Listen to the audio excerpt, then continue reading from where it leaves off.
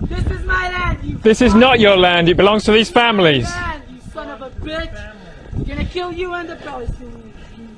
This is my land. God gave it to me. Nazi.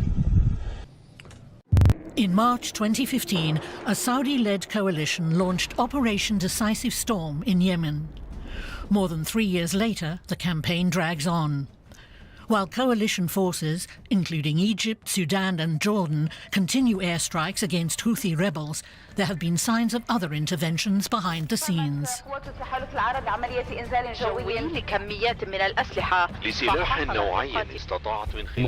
Sometimes Yemeni fighters sell the weapons or ammunition.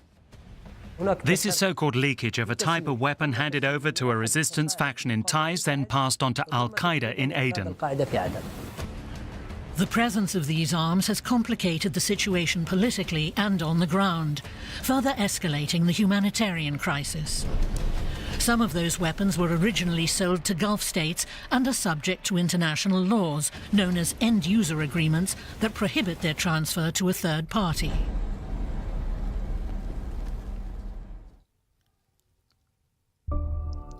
Egyptian journalist Mohammed Abu El-Khait and the Arab Reporters for Investigative Journalism, Arij, spent a year tracing the origins of weapons that have fallen into the hands of various Yemeni groups.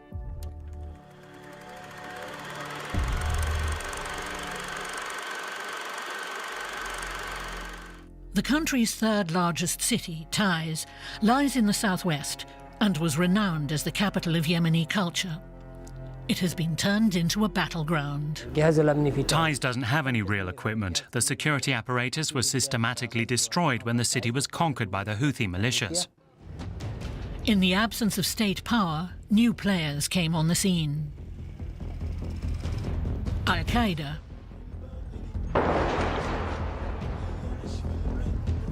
In January 2016, the terrorist group published footage of some of its members holding German MG3 machine guns. It was not limited to this type of gun or the city of Taiz, suggesting wider, more systematic abuses. MG3s and their like are what experts call flag items.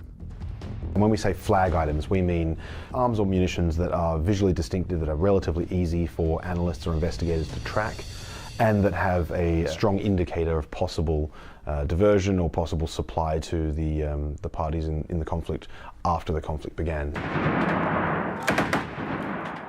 Just 3 months after the start of Operation Decisive Storm, Germany was the first European country to officially question Saudi Arabia about whether it had passed weapons to a third party. The trigger? This video showing Houthis receiving G3 assault rifles that had been airdropped into Yemen. Saudi Arabia manufactures G3 and G36 assault rifles with a special license from the German company Heckler & Koch. The company also exports MG3 and MG4 machine guns to Saudi Arabia.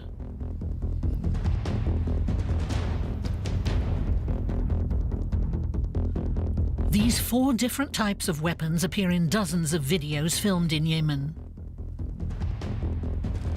The company did not respond to our questions, but the German Federal Ministry for Economic Affairs and Energy did issue a general statement. The Federal Ministry for Economic Affairs and Energy has no valid evidence that military equipment exported from Germany is being used in Yemen. Exported military equipment may not be passed on to other countries without the consent of the federal government.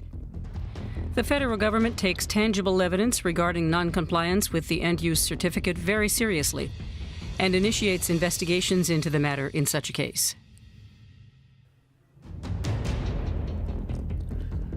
Human rights groups say illicitly diverted weapons can pose great risks once they leave the certified end user. In the spirit of the risks that diversion brings, particularly to unauthorised end users such as armed groups that might have very weak command and control. In January 2016, the same month in which German weapons were spotted in the hands of Al-Qaeda, a warning was issued by the UN Security Council's panel of experts on Yemen. تحدثنا عن بعض المشاكل أن هناك قوات أو جماعات التي في بعض الأحيان تقوم. We discussed that some forces or groups are committing acts contravening human rights laws and are not controlled by the Yemeni government. They are receiving military support, which includes weapons that might end up being sold on the black market or be handed over to entities on sanctions lists. إلى يعني كيانات التي هي تحت الجزاءات.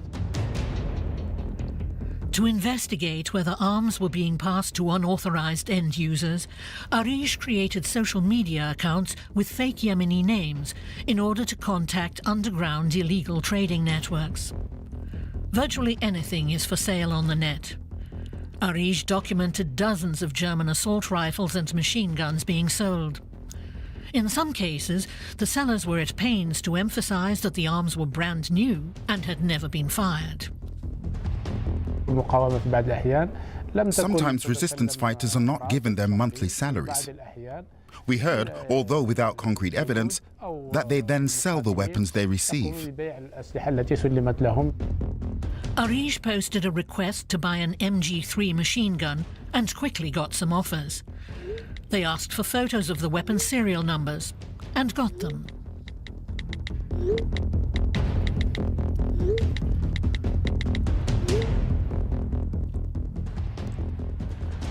Then they contacted the German government and requested that they track these serial numbers. There was no response.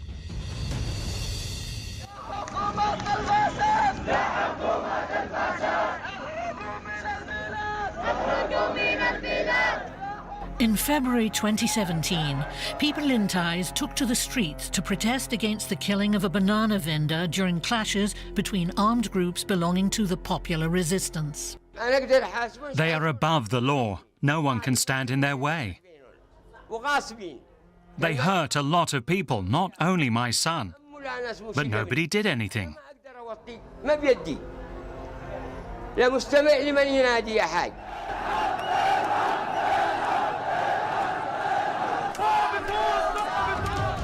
The demonstrations in Taiz were a reminder of the spirit of the Yemeni revolution that had swept through the country 6 years earlier. President Ali Abdullah Saleh stepped down after more than 25 years in power. He was succeeded by his vice president, Abed Rabu Mansour Hadi. But Saleh sought to reclaim power by force and formed an alliance with his former enemies, the Houthis. It marked the beginning of the civil war. What's happening today is just one link in a chain that started in 2011. Personally, like other Yemenis, I dreamed of bringing down the system and building a secular state with equal rights for the people. In September 2014, the Houthi rebels took control of the capital, Sana'a. President Hadi's government fled to the southern port city of Aden, making it the provisional capital. Saudi Arabia accused the Houthis of receiving Iranian support and formed an Arab military coalition to support Hadi.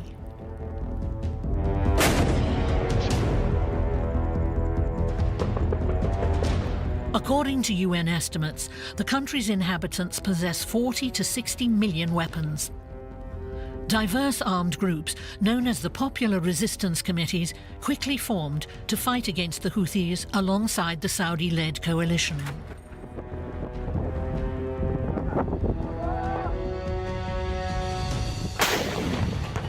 The Abu al-Abbas brigades were on this side, and the Suab Gajwan group on the other during clashes. People started running, and my son was standing next to this door. He took a bullet to the side of his head and it came out the other side. The Abu al-Abbas brigades are among the most controversial groups in the Popular Resistance. The Salafi militia was founded by Sheikh Abdel Abdo Fareya, also known as Abu al-Abbas, who has been accused of having links to Al-Qaeda. The security headquarters were attacked. The security personnel were killed in cold blood and the wounded were denied aid. The people who carried out the operation were carrying black flags. People recognized them as members of Al-Qaeda, but they were fighting with Abu al-Abbas's forces. Al-Qaeda has been involved from the beginning in the battles to liberate Taiz. Everyone knows this, and all factions deal with them. When the UN delegate recently visited Taiz, members of Al-Qaeda attended and had photos taken with them. Other evidence was found linking the Abu al-Abbas brigades to Al-Qaeda. In March 2016, Al-Qaeda published a video showing an RPG-32 for the first time. The RPG-32 is a modern laser-guided weapon assembled in Jordan in partnership with Russia. The company says it exports the anti-tank rocket launcher only to the United Arab Emirates. Up to then, this type of weapon had only been seen in the hands of the Abu al-Abbas brigades and no other faction in Yemen. We were not responsible for handing over any of our weapons, so no weapons were handed over by us. In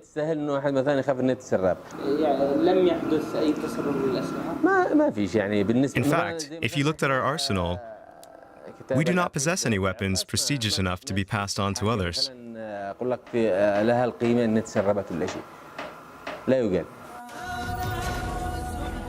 The same Al-Qaeda video featured another weapon, the FN Mini-Me machine gun, designed by the Belgian company FN Herstal. Many Yemeni factions, including the Abu al-Abbas brigades, have been spotted with these machine guns in their possession. In Taiz, other weapons and ammunition appeared bearing Belgian export data. The Arij journalist sent tracking requests for Belgian guns identified as being in the possession of fighters or up for sale in Yemen, but the company did not respond. The office of the Belgian Prime Minister replied that he didn't grant interviews.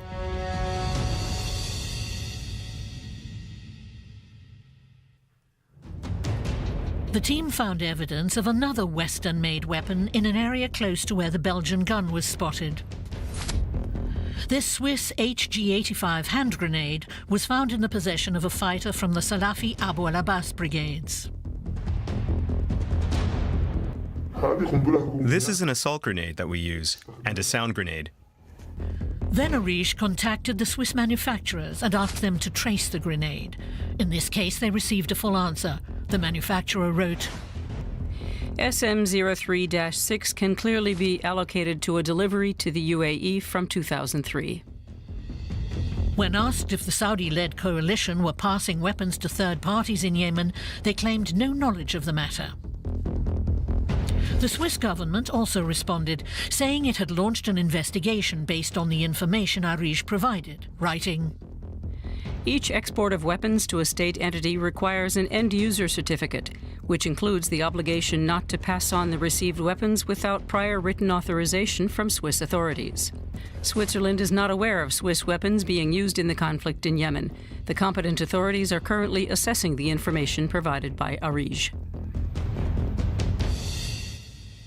On the other side of the conflict, Iran was accused of violating the UN arms embargo against Yemen's Houthi rebels.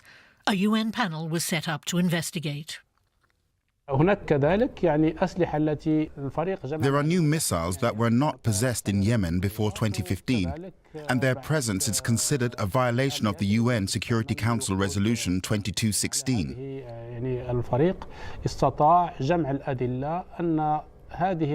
There are also other weapons that our team collected data on, including drones and materials used as fuel for missiles. They were all bought from 4 or 5 countries and exported to Iran.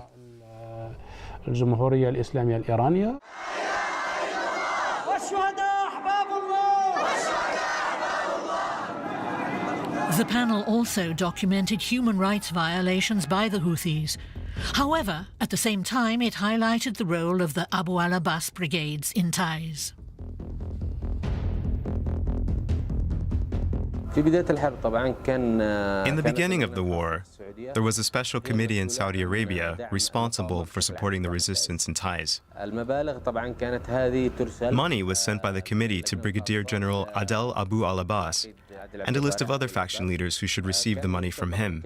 بالمبالغ وبالكشف هذا موجود مثلا حمود سعيد يسلم له مبلغ كذا كذا صادق سرحان يسلم له مبلغ كذا كان هم التحديد عليه. The same happened for weapons. عبارة عن أبو العباس كأمين خزنة. Abu al-Abbas would receive it and give a specific amount to other factions according to a list. نفس الكلام كان السلاح لما يأتي بالاسم وكم لكل قائد وأبو العباس هو كان وزير. In December 2014, Saudi Arabia and the UAE had signed the Gulf Memorandum of Understanding with Qatar, ushering in a brief period of rapprochement.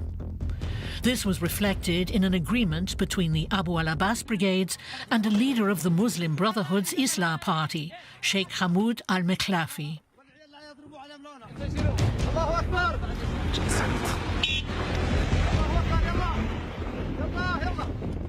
In February 2016, al-Mekhlafi received members of a popular resistance battalion who were returning from training. All members of the battalion were armed with Austrian Steyr AUG assault rifles. Arij spotted hundreds of this type of rifle, as well as the Steyr SSG-69 sniper rifle in many locations in Yemen, including a province controlled by so-called Islamic State. This weapon was for sale in markets and even got into the hands of children. Interestingly, this type of gun was also spotted in the possession of Saudi soldiers before the war in Yemen began. The journalists asked the Austrian manufacturers how the weapons had ended up in Yemen, but received no response from them or from the Austrian government. The Abu al-Abbas brigades advanced with the help of the armoured vehicles given by the Arab coalition. In November 2015, the Abu al-Abbas brigades received 3 US-made M-ATV armoured vehicles. A few days later, the vehicles were spotted in the streets of Taiz, sporting both UAE and Yemeni flags. They were also spotted in other parts of Yemen. Data from the Stockholm International Peace Research Institute shows that Saudi Arabia and the UAE purchased more than 2,600 armoured vehicles of this type between 2011 and 2014. A year later, the fundamentalist Islamist Sheikh Adnan Zureik was photographed inside an Aardvark JSFU mine clearance vehicle manufactured in the United Kingdom. The vehicle was clearly marked with Saudi army insignia. The same type of vehicle was also spotted in other provinces. If we're talking about the 22 Mika Brigade, it should have vehicles, armored vehicles, and armored personnel carriers, and should spearhead attacks. But this brigade does not have any vehicles. In the second year of the war in Yemen, 2 new forces were formed: the Security Belt in Aden and the Hadrami elite forces in Hadramaut. These groups are made up of supporters of the separatist southern movement, who demand the secession of the south to form an independent state. The 2 forces raised the South Yemen flag on another type of US-made armoured vehicle, the BAE Cayman MRAP. According to the Stockholm Institute, the UAE bought 500 of these armoured vehicles in 2014. In the south, the UAE is the one providing support to resistance forces and is in control. The Security Belt, the Hadrami elite forces, and the Shabwani elite forces originally had an important role in fighting terrorism and ensuring security in some areas. Unfortunately, they broke international human rights laws and committed forced disappearances and other actions that are eligible for sanctions.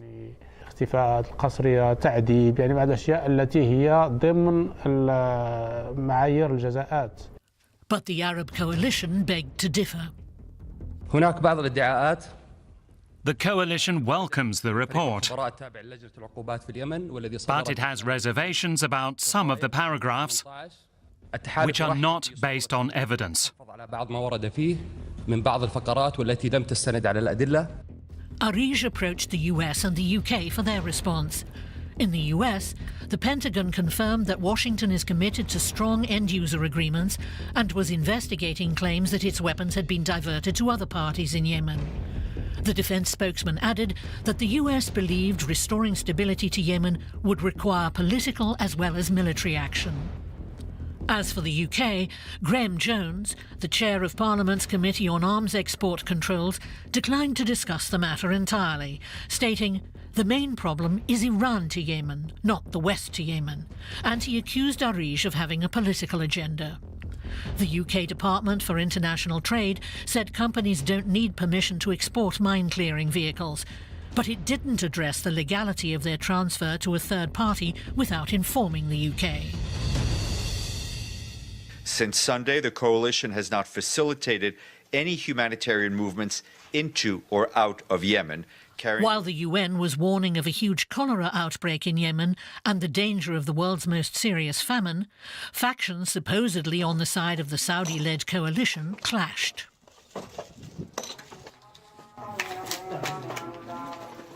Fighting erupted between the UAE-backed southern forces and the Saudi-backed presidential guards. Yes, the UAE has interest in Yemen, and there might be errors committed in the fight. However, Saudi Arabia is the leader of the coalition, and it will not allow any country to tamper with the situation. All forces will soon be under the control of the legitimate government. In Taiz, the Abu al-Abbas brigades, known for their ties to the UAE, were clashing with the Al-Salik brigade and other groups linked to the Muslim Brotherhood's Islah party, which has ties to Qatar. This coincided with the internationally recognized Saudi-backed government in Yemen issuing orders to merge the popular resistance forces into the national army. However, these integration efforts soon faced a real test. In June 2017, the Gulf crisis erupted, with Saudi Arabia and the UAE opposing Qatar. It had a knock-on effect in Yemen. In disagreements between faction members, previous affiliations surface. In October 2017, the Abu al-Abbas brigades reached the peak of their international fame. The US, Saudi Arabia and the UAE put the group on their terror watch lists. They justified their decision by saying that the brigades were giving support to Al-Qaeda.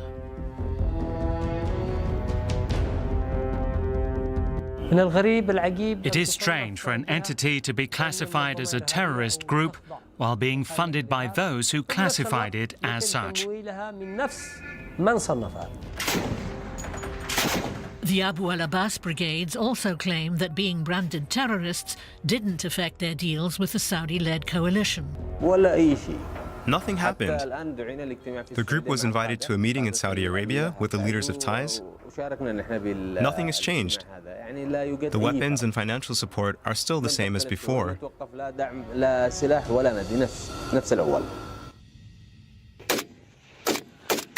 It seems increasingly clear that weapons bought for one country's armed forces are being passed on to other parties for political reasons. Most of these weapons come from Western countries that are subject to domestic and international legislation that outlaws this practice. Saudi Arabia and the UAE did not respond to repeated attempts to contact them, but a senior Yemeni official confirmed that the Arab coalition knew its weapons were being passed on. An investigation was started by the coalition about the leakage of a weapon that was handed over to a resistance faction in Taiz and was leaked to Al-Qaeda in Aden. This is confirmed by the coalition. We have transparency in the coalition to say yes, although it is partial and not influential. The Yemeni situation is stressful, and there are clashes between parties and tribes. There are parties allied with the coalition who deal with the Houthis in one way or another, but the situation is almost completely under control. In 2018, Germany approved €400 million worth of arms sales to Saudi Arabia, but has now put the exports on hold. In June, Belgium announced the withdrawal of the license from a Belgian company to export to Saudi Arabia. International human rights organizations have welcomed the moves, but say more should be done. Amnesty International has for many years now campaigned for a complete embargo on arms to the Saudi-led coalition for use in the Yemeni conflict. Any support to the province of Taiz should go through legal institutions, the National Army. We believe in establishing a national army, and the support should go through its leadership. Arms are still being exported from a string of Western countries, even though there is weighty evidence that the end users are not the armies of Saudi Arabia and the UAE. In Taiz, Sana'a, Aden, Shabwa and other provinces, the people of Yemen are hoping for a new era in which their republic alone is the end user. Instead, weapons are being passed to various splinter groups in Yemen.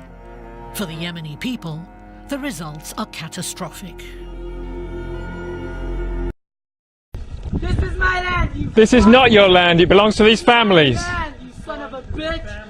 I'm gonna kill you and the Palestinians. This is my land. God gave it to me. Nazi.